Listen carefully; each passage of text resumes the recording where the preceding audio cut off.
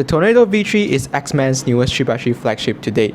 It has been used by a few world-class solvers to achieve multiple notable records before its release. The most significant one is Max Park's 4.86 world record average.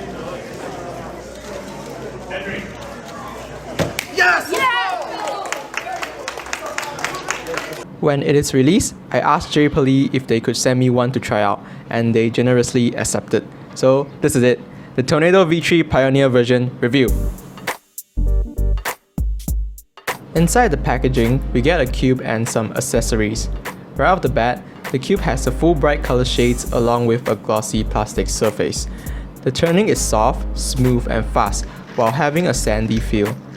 Piece-to-piece contact is like two thick plastics gliding over one another. I can only think of one phrase to describe the turning of this cube, and that is enjoyable.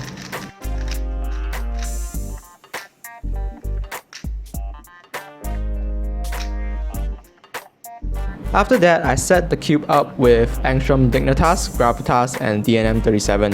You can get these lubes at JPearly.com with a reasonable price. The output was great. The cube feels way smoother and softer than before. The sandiness has gone as well. The speed has since been controlled to my preference. The Pioneer version has the most traits among all three versions.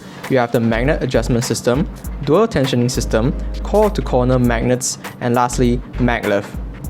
Let's break them down, shall we? Firstly, just like the Tornado V2, you can adjust the magnet strength of all the edges.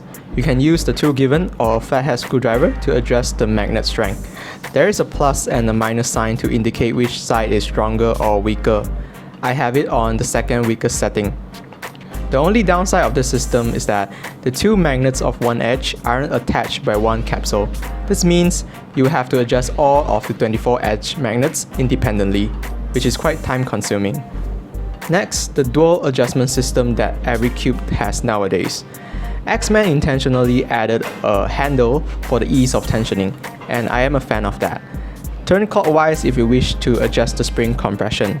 Turn counterclockwise for the axis distance. There is a notch on the centerpiece to refer which number you're on right now. My settings are 3 for the outer circle and 4 for the inner circle. The cube does not deform too much while remaining decent corner cutting.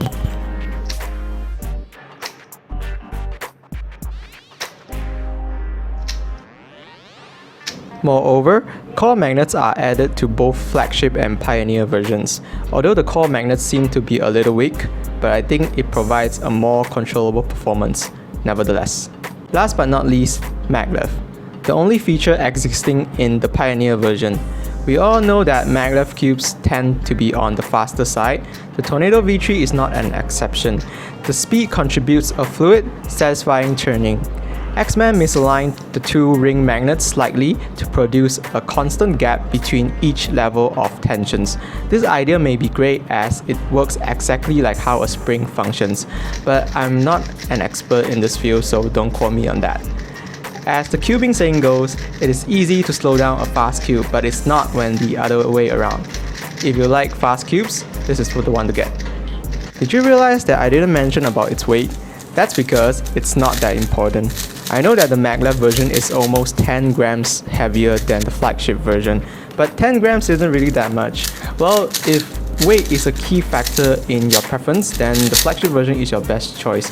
But if you don't mind the weight and spending more money on a faster cube, then go ahead with the Pioneer. Both versions will satisfy your needs in a speed cube. You see this logo? Looks nice, right? Place an order right now on JPearly.com to get it for free. Yeah, you heard it right, it's free. JPearly is an online speed cube retail store in Malaysia. They are trustable and have a lot of cubes selling on their website, so don't miss out if you are a Malaysian cuber. That's all for my review.